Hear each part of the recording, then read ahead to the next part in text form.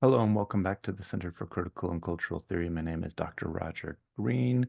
My apologies for the delay. I've been in finals period for a semester and a quarter, so I've been grading papers and steeped in that matter.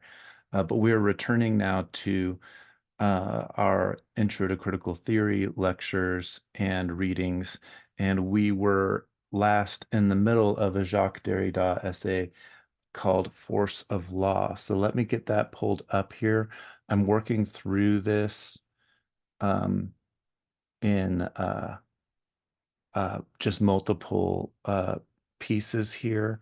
And I noticed in my last lecture video that the screen capture, even though I'm sharing the screen here, wasn't following me as I was tracking the reading. So my apologies there.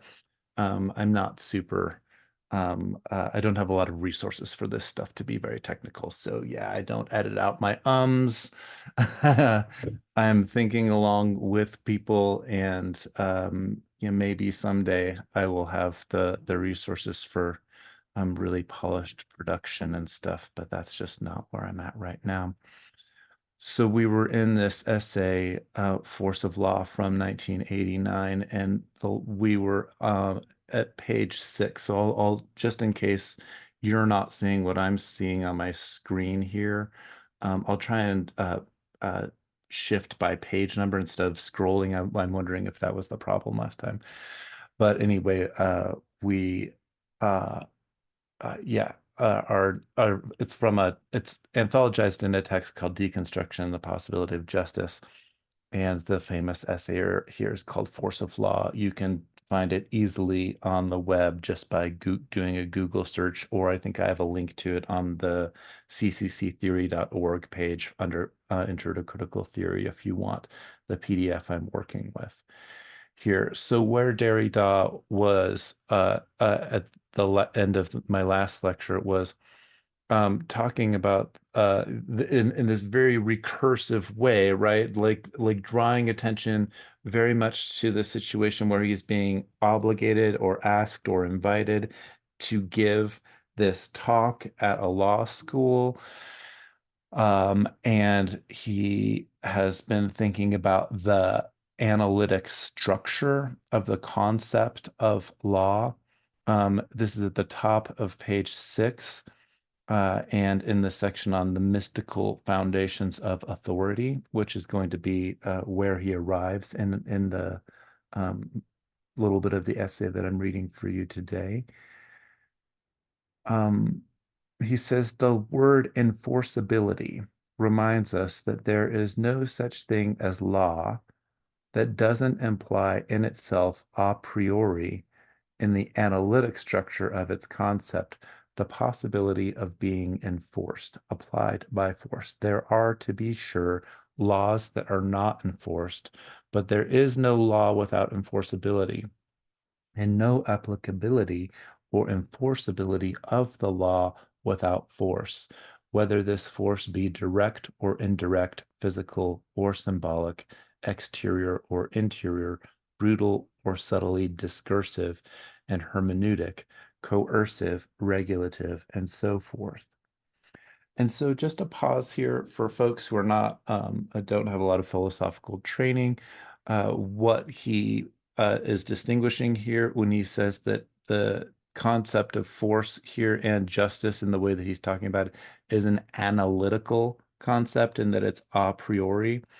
Um, Both in the ancient world and the classical world of Plato's philosophy, where we're talking about Socrates, Socrates is always pushing us towards the realm of the forms, towards the realm of the ideas, towards the realm of the concept itself, the concept of the table, and not the instance of the table that I'm sitting at, that my computer is sitting on here, or not a image or a drawing of that table, right? So for philosophers, in a very, very basic sense, the push has been towards the conceptual realm of things. The question of whether or not, or to what extent, the realm of concepts interacts with our lived reality our physical reality, those kinds of concepts are going to be called synthetic concepts. This is language that is developed in modern philosophy and in philosophers like Immanuel Kant. In my earlier contextualized reading for this, I said that Kant is hovering behind this essay, and this is one of the instances that I think that Kant is in here. And so when we're thinking about a priori concepts, we're thinking about something that exists prior to lived individual experience or outside of experience. We might think about this in terms of something intergenerational.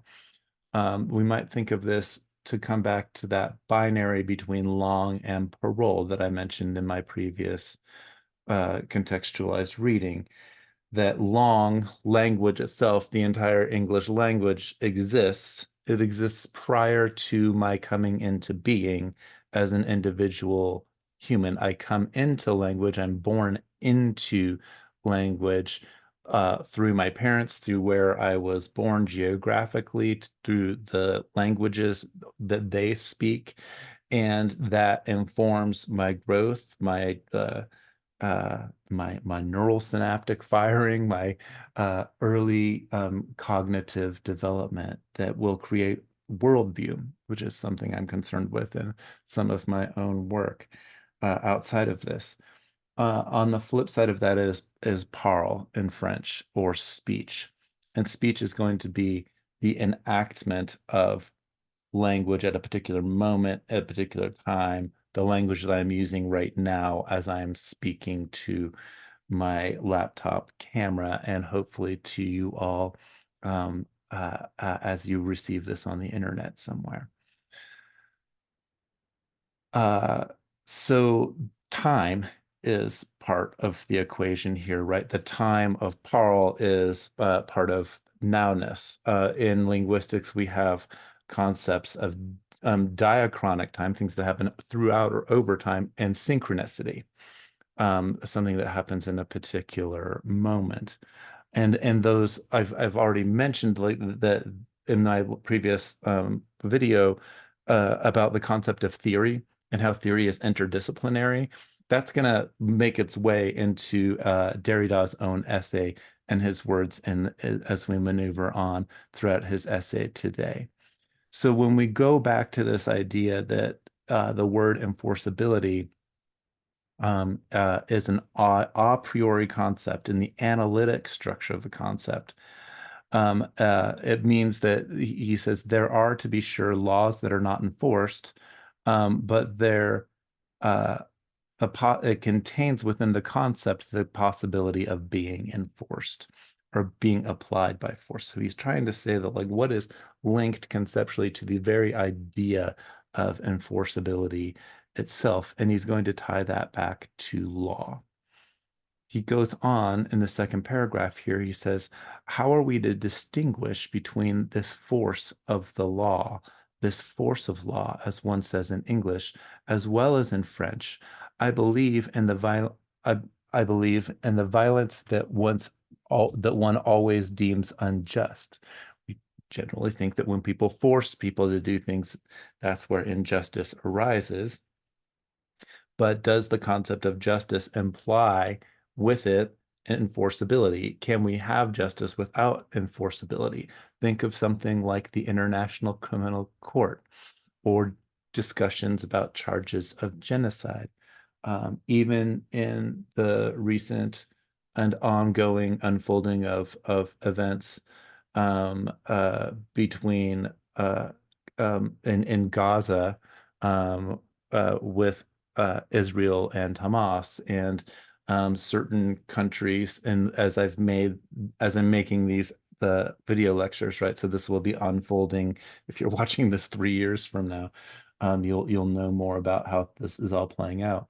But different nations who are pushing to recognize Palestine as a state, for example. What does that mean at the international uh, uh, politics level? What at the United Nations level, the recognition of Palestine as a state? Well, one thing that seems to hover around that question is that if Palestine is recognized as a state, then United nation's forces could then be deployed to defend the sovereignty of Palestine against um, uh, um, too much or excessive use of force, to use Derrida's term here, from a state like Israel, right? The question of whether or not Hamas as a group can be a part of that is another unfolding sort of part of the current drama here. On the flip side of that, you have a nation like the United States with massive amount of political force or hegemony, um, uh, not recognizing, at least right now, as I'm making this video, not yet recognizing Palestine as a state, even though the foreign policy of the United States for years has been to push for a so-called two-state resolution to that situation. Won't continue on with that there, but the what I want to get at here is that like and the problem with international law and why I think Derrida is really thinking about this in this moment after the Berlin Wall has come down when he's giving this lecture to begin with is the idea of how do we think about justice in a globalized world, right? How do we think about justice in terms of international law and politics? And that's why all of these figures like Carl Schmitt are hovering around in the background. Benjamin, of course, is hovering in the background in this particular essay. And what gives us, I think, a way into like why should we be reading this in 2024 anyway and thinking about this? Well, I think that Derrida, among others, is really addressing a situation that is continually unfolding as our own world continues to play out. So, what is enforceability? What is justice without enforceability? Can we have justice without enforceability? If the International Criminal Court says, for example, that what Israel, just to take as an example, says that what Israel has been doing in Palestine or in Gaza amounts to something like genocide or is genocide, what does that mean then in terms of actually enforcing a charge or an accusation of something like genocide. Or the same thing if they were to turn around and um, uh, the International Criminal Court would attempt to try Hamas for crimes against humanity, for example. So we get a declaration that might be deemed, as we often call it in international law, soft law. And maybe it's the ideas of soft law that help different individual nation states put into statutes or ratifications uh, hard law examples that align with the ideal of soft law of international law, something like that. That's part of, I think, the goal for people who are working in human rights type of situations. And that's why someone like Immanuel Kant definitely hovers in the background distinct of some certain discourse here, even though he's only being mentioned very, very briefly in these particular essays. We're going to go into some other French thinkers, which is where Derrida is going to take us, and a particular German thinker, Walter Benjamin, who he's getting at in this paragraph. So let's go on with what Derrida is discussing here. He says, what difference is there between, on the one hand, the force that can be just, or in any case deemed legitimate, not only an instrument in the service of law, but the practice and even realization of the essence of law or droit, uh, and on the other hand, the violence that one always deems unjust. What is a just force or a non-violent force?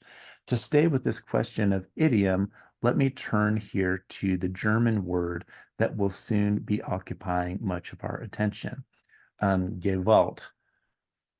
Now, earlier on, up to this point in the essay, Derrida has been code switching, flipping back and forth between French and English. He's only done a little bit of German, but he's mostly been paying attention to some idioms in English and French, like the idiom of force of law to begin with, that are translatable.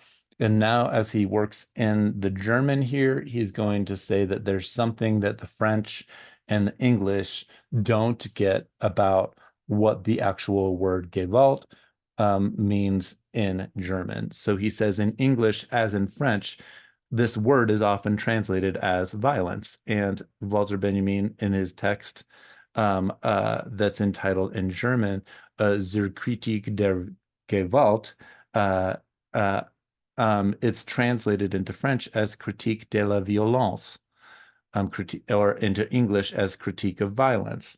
But these two translations, while not altogether unjust, and not altogether violent, are very active interpretations that don't do justice to the fact that Gewalt also signifies for Germans the legitimate power or authority of public force. So it can be legislative power. It could be spiritual power, as in geistliche Gewalt, or in that's the spiritual power of the church, or of the church, or the Staatsgewalt, the authority of the power of the state. Gewalt then is both violence and legitimate power, justified authority. So how are we to distinguish between the force of law of a legitimate power and the supposedly originary violence that must have established this authority and that could not itself have been authorized by any anterior legitimacy, so that this initial moment it is neither legal nor illegal, or others would quickly say neither just or unjust. And then he refers back to a lecture from Chicago here. And if you remember, if you've been following the lectures for this course, this goes back, you can hear Carl Schmitt's political theology hovering behind this, the kinds of claims that he's making in that 1922 book, Political Theology. Notice that that Derrida here is going to be taking this in a different direction. And so the political undertones here are going to be pushing things in a different direction, or to a perhaps solution to the problems that someone like Schmitt has brought up, right? It's definitely they're going to be politicized in particular ways.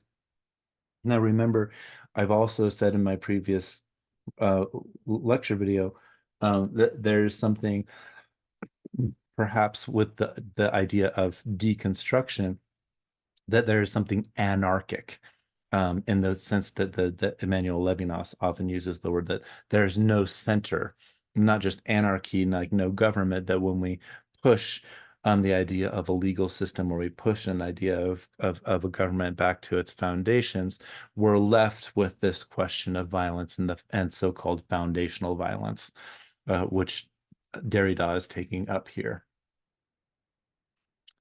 So Derrida now turns back to, he says, I was talking about something similar in a Chicago lecture recently where I brought up Heidegger. And so again, yes, the earlier German thinkers are definitely part of what's on his mind here. And then he turns to this particular discussion and the exigence again of talking to the law school here. So he says, since the colloquium is devoted to deconstruction and the possibility of justice, my first thought is that in many texts considered, quote, deconstructive, and particularly in certain of those that I've published myself, recourse to the word force is quite frequent, and in strategic places I would even say decisive, but at the same time, always or almost always accompanied by an explicit reserve, a guardedness. I've often called for vigilance in my texts. I've asked myself to keep in mind the risks spread by this word. deconstruction, right? Whether it be the risk of an obscure substantialist occulto mystic concept or the risk of giving authorization to violent, unjust, arbitrary force. He says, I'm not going to recite those texts, but I am going to bring up my famous term, difference, right? And I said a little bit about that in previous lectures as well. But he says, this is in Derrida's own words. For me, it is always a question of differential force, of difference of force as différence, or différence as a force different, temporally differing, or substantially different in form, right? Of the relation between force and form, between force and signification, performance for performative force, illocutionary or perlocutionary force, and the persuasive rhetorical force of affirmation by signature, but also and especially all of the paradoxical situations in which the greatest force and greatest weakness, strangely enough, exchange places. And that is the whole history. Now, again, this is where that linguistic background for Derrida is really, really heavily at work. And if you don't know that stuff, then this stuff feels like overly wordy. It feels like mental gymnastics. It feels like he's just repeating himself over and over again. But he is actually being quite attentive, I think, to linguistic history here. And I'm defending him a little bit because right now we're living in a moment where people are blaming so-called post-truth and post-fact culture on postmodernist philosophers, and they're lumping people like Foucault and Derrida into all of the ills that have caused current problems. That's just a weak kind of blaming of philosophers.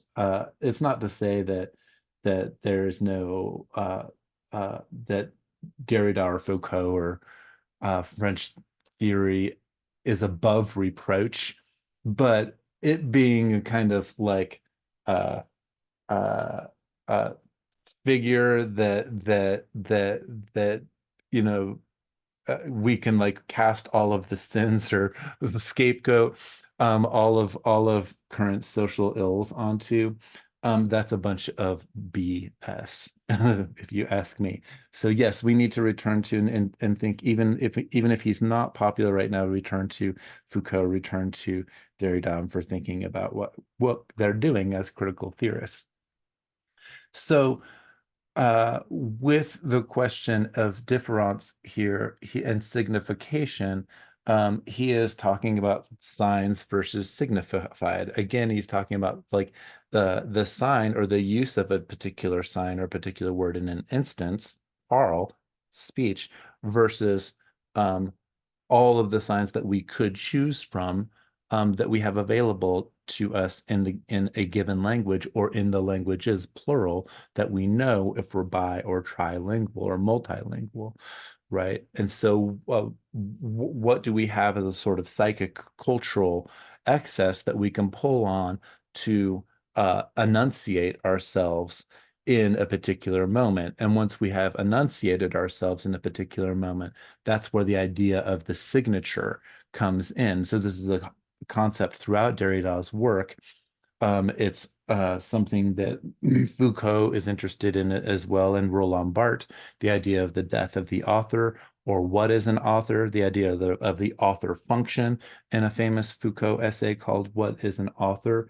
And what Foucault was getting at is that in the late medieval, early modern culture, what we see is a shift, because of concerns of heresy with the church, in earlier times, artists did not sign works, for example. But what happens after the Renaissance is we get the idea of an individual artist who has signed works and has a particular style associated with them. This is part of the poetics of humanism, and the post-Renaissance moment. And what Foucault has importantly drawn our attention to is that what that comes along with that society is the idea that the person who signs their name is also the person who becomes liable. It's the person who can then be imprisoned. It's the person who can then be burnt at the stake because they said this particular thing. So it's not just a freedom of expression or artistic quality.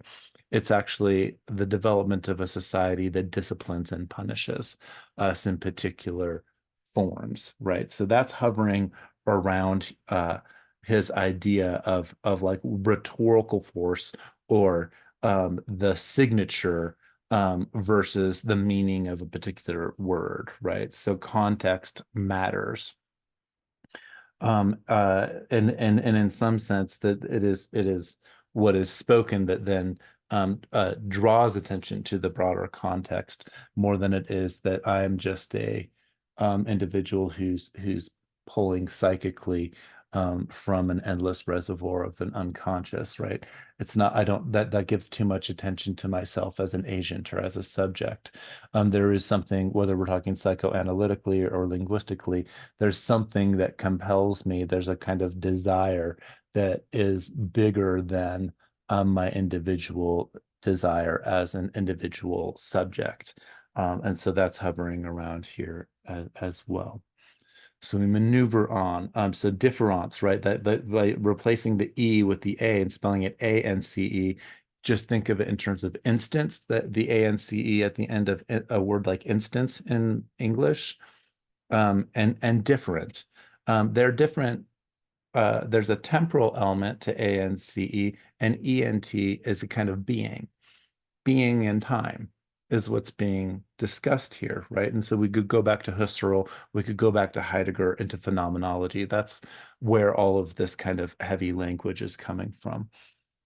So maneuvering down here, Derrida talks about Levinas for a second, where he's getting a lot of this because Levinas is, of course, drawing on both Husserl and Heidegger and Derrida's own early essays, as I mentioned in my previous video, in writing indifference, for example, are oftentimes relating to Levinas, sometimes are towed as well. And so Derrida mentions a few works, and he goes on the bottom of this paragraph. He says, it goes without saying that discourses on double affirmation, the gift beyond exchange, and distribution, and the undecidable, incommensurable, or the incalculable, or the on singularity, difference, and heterogeneity are also through and through, at least obliquely, discourses on justice. So this is a shift. Basically, he's saying I've written a lot about deconstruction. It's entered into various different academic disciplines. I'm not making it up myself. It's in Hegel, it's in Levinas, it's in Heidegger, it's in Husserl. But we're taking a turn towards the theme of justice in this particular moment of the presentation of force of law. So he goes on, he says, besides, it was normal, foreseeable, desirable that studies of deconstructive style should culminate in the problematic of law, or droit, of law and justice. I've elsewhere tried to show that the essence of law is not prohibitive, but affirmative. Again, that's a thought move that French theorists like Foucault are making as well. Foucault's concept of power is not just that it is top-down power, but that it is generative of society or social power itself. It doesn't work in just one particular direction. Power powers, knowledge, concepts like knowledge power. Derrida is also a French thinker. He's working with similar intellectual ideas. He has a different way of articulating them. He says such would even be the most proper place for them if such a thing existed. A deconstructive interrogation that starts, as was the case here, by destabilizing or complicating the opposition between nomos, law, and phusis, between thesis or action and phusis, nature, right? That is to say, the opposition between law, convention, and institution on the one hand, and nature on the other, with all the oppositions that they condition. For example, and this is only one example, that between positive law and natural law. The difference is the displacement of this oppositional logic. A deconstructive interrogation that starts, as this one did, by destabilizing, complicating, or bringing out the paradoxes of values, like those of the proper and of property and all their registers, of the subject, and so the responsible subject, of the subject of law or droit, and the subject's morality, of the juridical or moral person, of intentionality, etc., and of all that follows from these, such as deconstructive line, such a deconstructive line of questioning is through and through a problematization of law and justice, a problematization of the foundations of law, morality, and politics. Think for a moment, and I've mentioned this in earlier lectures, but I haven't yet, that I remember off the top of my head, done an explicit lecture on Plato's Republic. But when we think about like the way that Plato in the Republic gets at the question of justice is it starts with individuals, and then and he can't do it as individuals, so he just instead describes a just society, and then pulls from the just society the actions of the individual, and the individual will then be made up of three components that we hear echoed throughout so-called Western civilization. You can hear it echoed in the id, ego, and superego of Freud, right? But in uh, Socrates or in Plato's Republic, um, it is our rational capability that is able to um, negotiate between the parts of ourselves that are just appetite or like id. Um, and then the desire for personal gain or power, right? Which is why the philosopher king in the Republic is supposed to be the ideal leader, because the ideal leader is going to be able to have the mental intellectual ability to have self-check, but they're going to have enough disdain for the worldliness of the world that they're not going to want to seek power there, right? So why do I bring that in here? Well, because Derrida is talking about law and legal systems on the one hand, but then he's also talking about individual subjects or the individual morality of the subject itself, right? As being an individual person. He does not go all the way into phenomenological language of the first person here. He's remaining abstractly in the realm of the subject itself. And he turns in the next paragraph to mention a lot of different other thinkers. And some of them are the people who have invited him to this conference. They're the editors of the book, Deconstruction and the Possibility of Justice, that this essay is in. So he mentions Stanley Fish and Barbara Herrnstein Smith, uh, Drusilla Cornell, Sam Weber, who is still alive and continues to write on these. He has a new book on the singularity out in recent years here. And so it just I'm trying to mention it because Sam Weber comes up a lot in Derrida's essay here, and maybe he doesn't have as much as famous of a name in the world of critical theory, but maybe we should read more Sam Weber.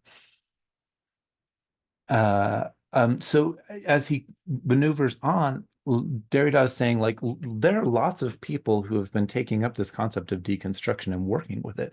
Not only me, but it's happening in different disciplines. And what is going to be part of the problem here is how do we be accurate enough when we're talking about the discipline of law or critical legal studies, and where do we take the fruitfulness that might be happening in literary studies or philosophy or architecture? And when do those different discourses need to be regarded as discrete? Well, this is applicable conceptually in architecture, but it's not useful for us in terms of critical legal studies. So over on the next page here, page 9 in this text, he gives us some numbers of different conjunctions for different places.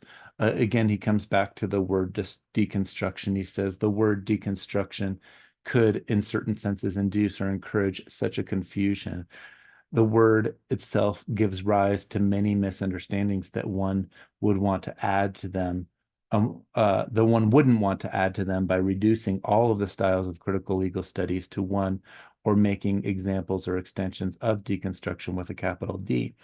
However unfamiliar they may be to me, I know that these efforts in critical legal studies have their history, their context, and their proper idiom. I'm being invited to come to talk to a law school, although my background is not necessarily exactly law. I'm obligated and I'm honored to address you, but I have to also have some humility here.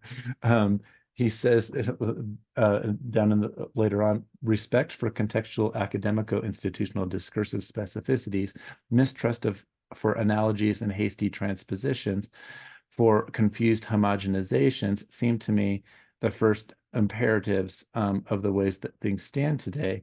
I hope in any case that this encounter will leave us with the territory of disparities or disputes, at least as much as it leaves us with agreements, with coincidences and consensus. So yeah, this is a disclaimer in his argument. Yeah, like we have theory, it's useful. It has a kind of flexibility in the way that a theoretical idea can maneuver throughout different academic or professional discourses. And there's some ambiguity, there's some usefulness in the ambiguity, and there's also danger in trying to be too locked in the ways that we particularly use a concept. Uh, um, Page 10 here at the top, he says it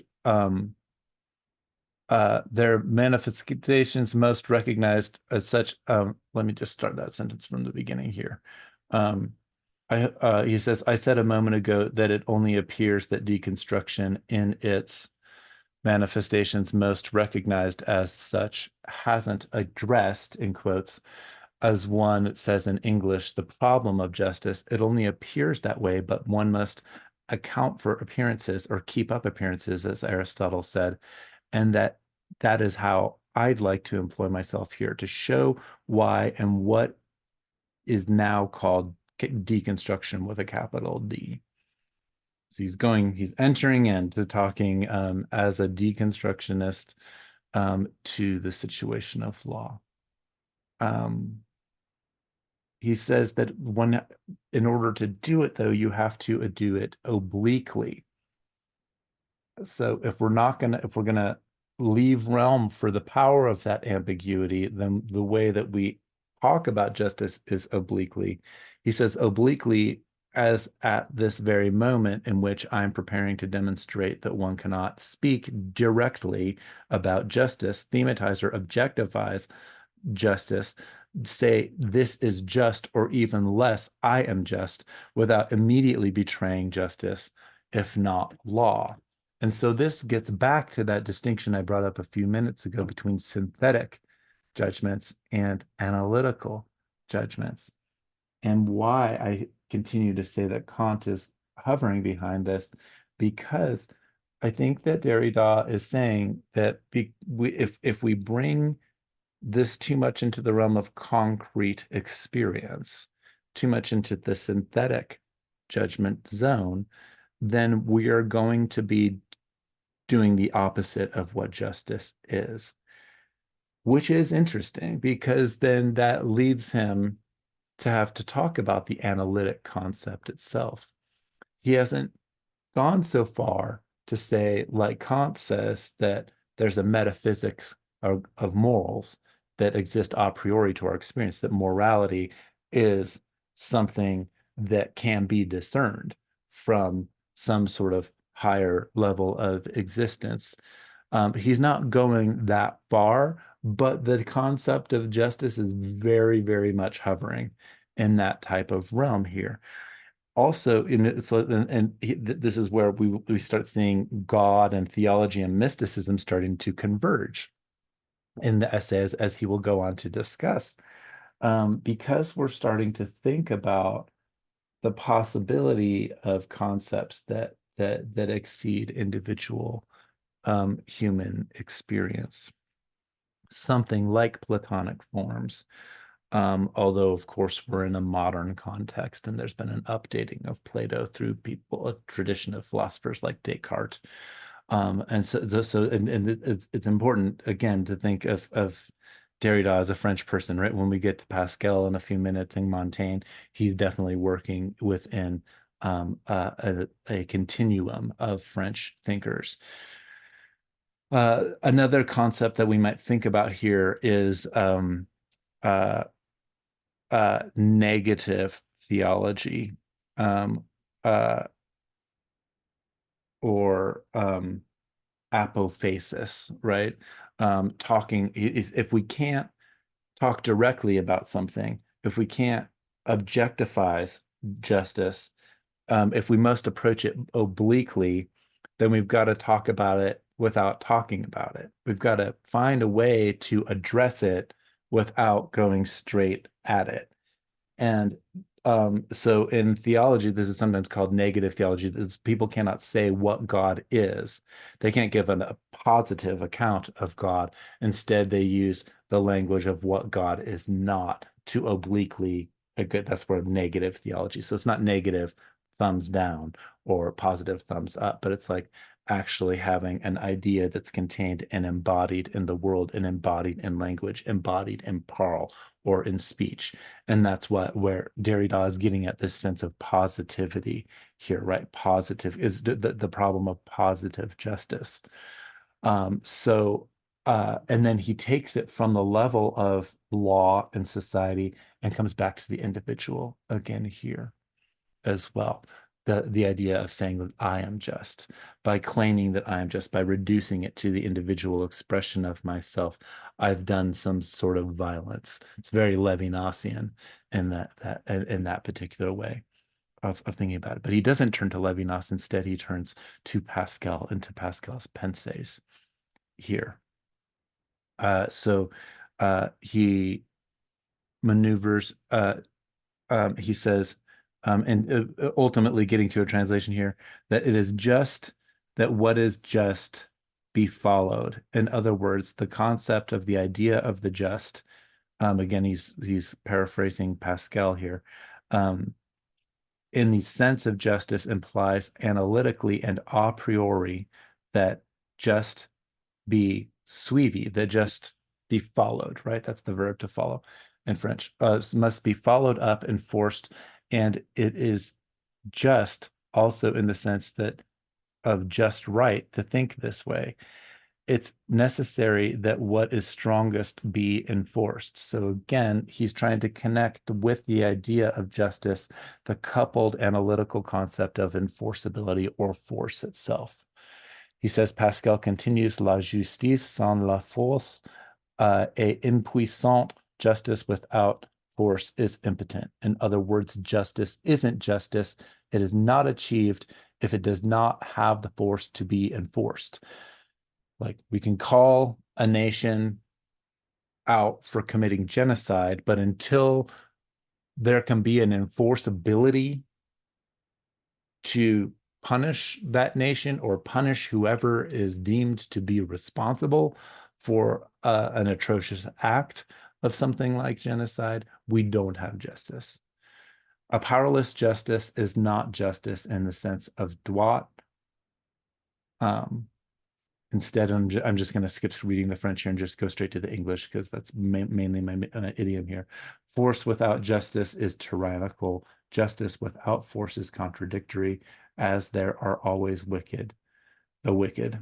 Force without justice is accused of wrong, and so it is necessary to put the justice and force together, and for this, make sure that what is just be strong, or what is strong be just. It's difficult to decide. So that was a quote from Pascal.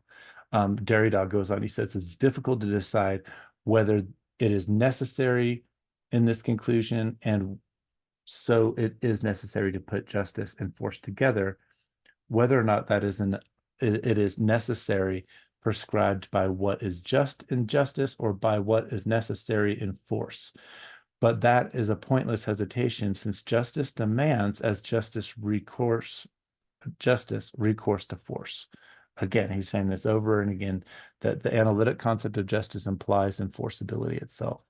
The necessity of force is implied then in the just, in justice.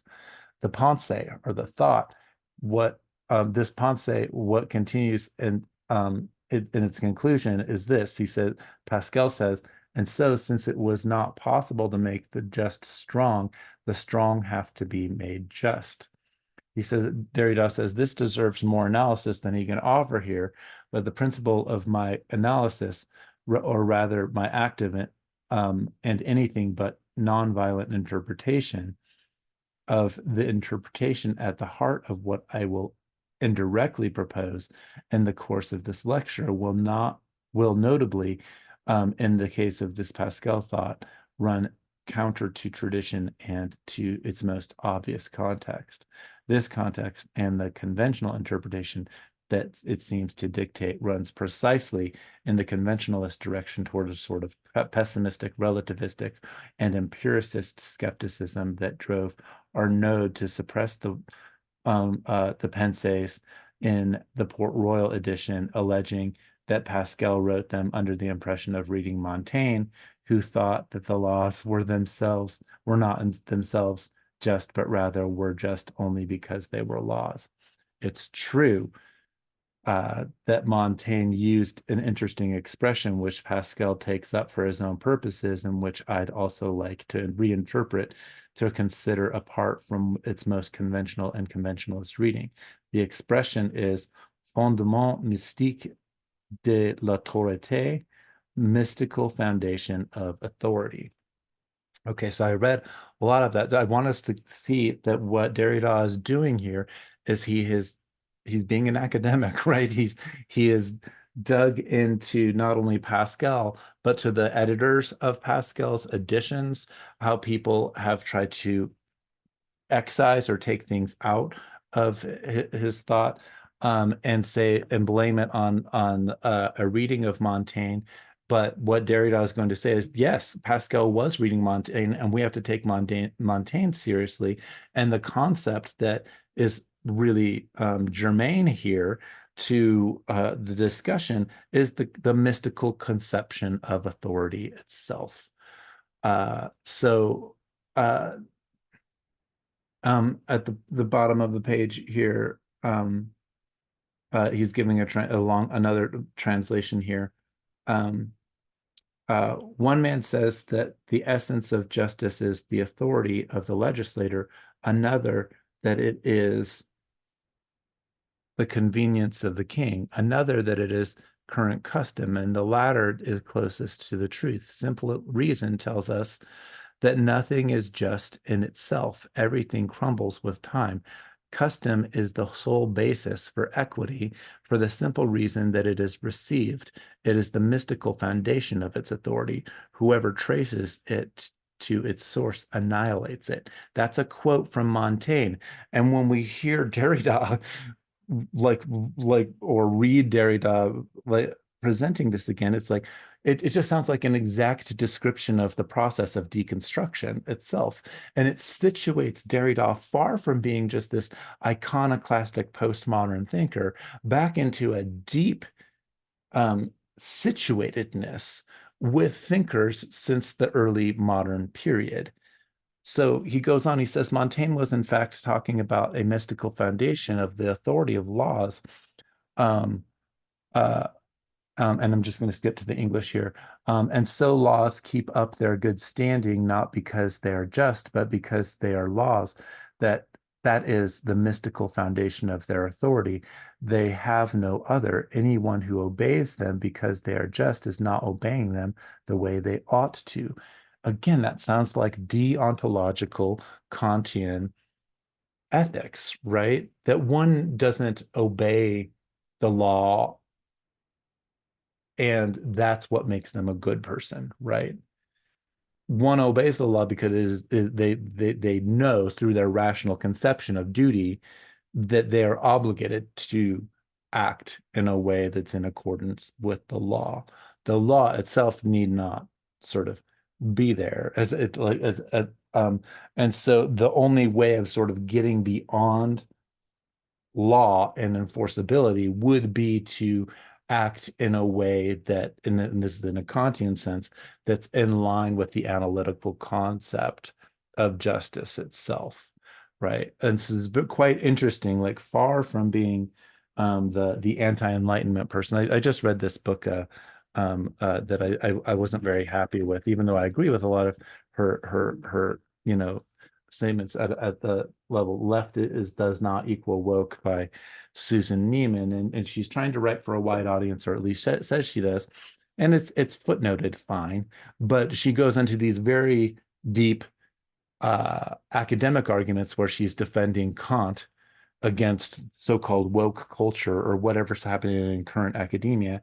And the thing is that nobody like is out like in their um pro-Palestinian um, protests that have been going on in the past year since October 7th last year on university campuses that gets associated with sort of wokeness or leftness. Nobody's out there with like signs saying damn the Enlightenment or damn Immanuel Kant or something like that. But because she's the Kantian, and this is what academics often do, she retreats back to her own particular area of expertise and then talks about like discussions in telos journals or something like that, and but claims that this kind of moral authority that she's talking to a wide audience. I don't like things like that, right? But and I'm not meaning to pick on Susan Neiman too much. I know it's very complex stuff to work on, and I tend to agree with her when she comes down to like the points that she's making. But when we are doing critical theory, and what my job here in these lectures is to be this translator of difficult discursive, sometimes esoteric seeming texts, we need to approach the texts themselves.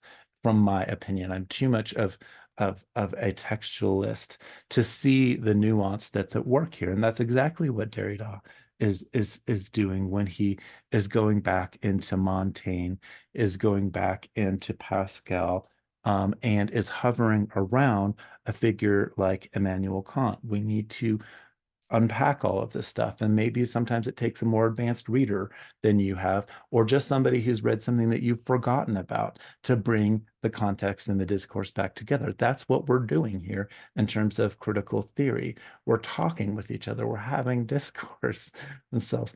We're not leaping to action. We're not leaping necessarily to politics, and we're not necessarily only in the realm of contemplative analytical philosophy as well, right? It's the questions of action and inaction at the heart of being human. And in that sense, I don't think that again, the charge that somebody like Derrida is just this pomo thinker who brings in a relativity of truth because of his concept of deconstruction and anarchy and all disorder, that it's this is, you know, the introduction of the downfall of all of Western civilization and society, right?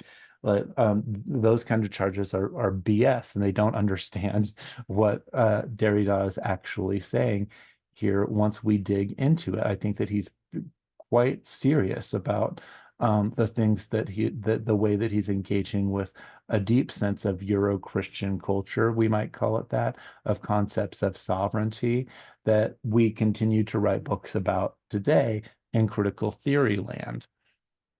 So as he goes on here with Montaigne, he says, here Montaigne is clearly distinguishing laws, that is to say, droit from injustice, from justice. The justice of law, justice as law, is not justice. Laws are not just as laws. One obeys them not because they are just, but because they have authority. He's going to keep pushing on Pascal for another few paragraphs here. Over at the top of 13 here, he says, the Pascalian critique in its principle refers us back to original sin and to the corruption of natural laws by a reason that is itself corrupt. And he notes that there's something Christian about this, right? That there's something about original sin going on here. So again, I use this term Euro-Christian. Susan Neiman is defending the Enlightenment and saying that all these postmodern thinkers that she equates with kind of wokeness um, have misunderstood the Enlightenment itself. It's like, I don't think that that's what Derrida is doing for sure. Derrida has gone back to pre-Enlightenment thinkers, and he's said that there's something to be found in these earlier thinkers that we might not be associating with the post Jean-Jacques Rousseau moments or post Diderot moment or the post Kant moment, right? And again, that draws us back to these Christian concepts where we're talking about sovereignty itself. Of course, that's all over Carl Schmitt, but it's in Montaigne too, right? And it's in Jean Bodin, for example. So he goes on, he says, I cite these pensées, I cite these thoughts of Pascal in order to prepare us for reading Walter Benjamin and that critique of violence. Remember, he's already signaled to us that Gewalt in German is going to have a double type of meaning that force of law or the critique of violence doesn't have. Excuse me, that if Gewalt is translated only as violence and not as legitimate violence, then we miss some of the contextual ability that the concept has in the German. And he's gone back to these earlier French thinkers to get at this kind of idea of the mystical concept of authority in order to approach how he's going to read Walter Benjamin. So we go on here. He says, but if we set aside the functional mechanism of the Pascalian critique, if we dissociate it from Christian pessimism, which is not impossible, then we can find in it, as in Montaigne, the basis for a modern critical philosophy, indeed, for a critique of juridical ideology, a desedimentation of the superstructures of law that both hide and reflect the economic and political interests of the dominant forces of society. This would be both possible and always useful. He's going to pre-Enlightenment thinkers and saying that there's something continuous within them.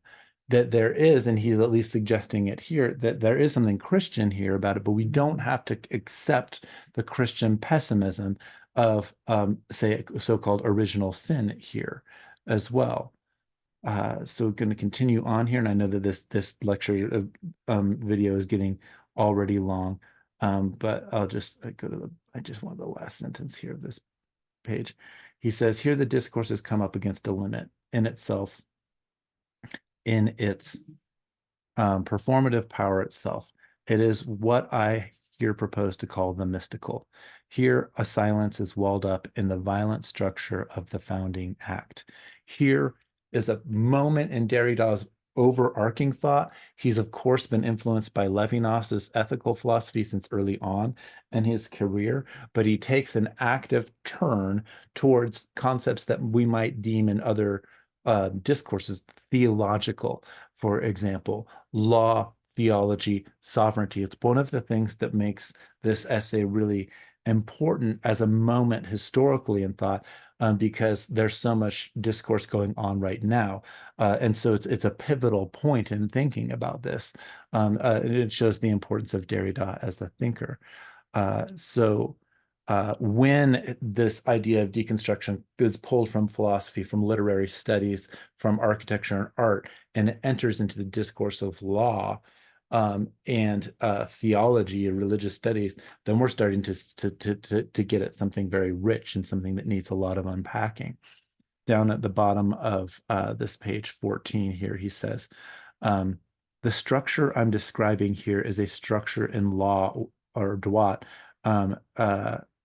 which law is essentially deconstructible, whether because it is founded, constructed, or interpretable in transformable textual strata, and that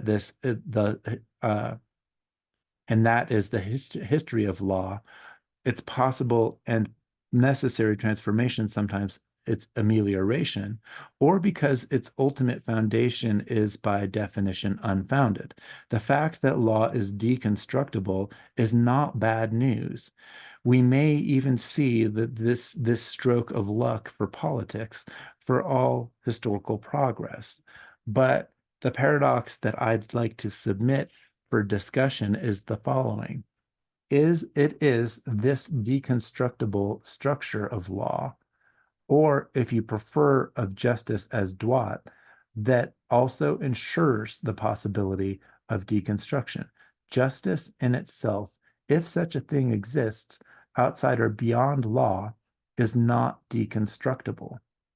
No more than deconstruction itself, if such a thing exists. Deconstruction is justice. This is where he arrives at that particular idea that deconstruction is justice itself. And this is why, again, I'm picking a little bit on Susan Neiman today. It does not say that I don't respect her as a thinker, right? Or that we should reject her. I still read her book. I just wasn't that into it because she claimed that it would be accessible to a wide audience, but it in turn was dealing with very much nuanced stuff. And I want to preserve, there is a place for the academy. There is a place for disciplined thinking. It doesn't have to only happen in the academy. It can happen on YouTube videos like I'm doing right now. But there is a place for rigorous, in-depth study and thinking about this kind of stuff. It just takes a long time, and we have to read a lot, and we have to have some humility about the things that we read. And as negative as it can feel being a professor, I'm an adjunct professor for different schools. Yeah, I hardly make a living. I don't have health insurance, all of that kind of stuff. Yeah, that's all part of the drama and the difficulty of being alive. But that is to take our individual discontent with our situations and then cast that back against earlier thinking, or to cast one group of intellectuals in a movement like postmodernism as saying that they're the reason why society is going to hell in a handbasket. That's just bad and poor thinking. Um, and so again, I think that that's what I mean. Neiman is saying essentially the same thing. It's like she's saying we can't just like blame the Enlightenment thinkers and say like throw out the Enlightenment. I think I agree with her on that particular point. I just didn't think that there needed to be like 200 pages written about that when that's not what people who are calling themselves woke are even talking about most of the time. Okay, so we come back to this particular point here. He says, in other words, the hypothesis and propositions toward which I'm tentatively moving here call more for more than the sub for a more sub call more for the subtitle Justice as the Possibility of Deconstruction, or the Structure of Law, or the law that or of the law, the foundation of the self-authorization of law as the possibility for the exercise of deconstruction. I'm sure this isn't altogether clear. I hope, though, that I'm not sure of it, that it will become a little clearer in a moment. So he's going to take that as a transition moment in his essay. I'm going to take it as a transition moment to another video. And yes, I understand that sometimes, because I read YouTube comments sometimes, I don't know how useful it is, but sometimes people like I might go on a diatribe sometime, or I might introduce another text. What I'm doing here is like signaling to you all as readers that yes, we need to read these primary texts and try to make sense of them. And we're also always reading in a current moment. I'm reading Derrida's essay from 1989 in 2024, when there are discussions about wokeness, when there are discussions about Israel and what's happening in Gaza and Hamas in current political situations. We have to be doing the work of the now. That's part of critical theory. The exigence of calling to speak that interventionist quality of thinking about this stuff. And we also have to be subtle and humble readers of people in the past, even philosophers or thinkers that have become, for the moment, unpopular, or they've been maybe overdone for some sort of reason, and then they fall out of fashion for a while. happened with Jean-Paul Sartre for a while. It's kind of a phase that happens through discourse itself. And I understand that that's a natural part of discourse. It's also not something that we can just give into. It's like who's cool to be reading right now or not. We just have to sit down and do the work. Okay. I will continue on with another this essay in another video. Thanks for your attention. Today I'm stopping my screen share. Have a great morning, evening, afternoon, whenever, wherever you are.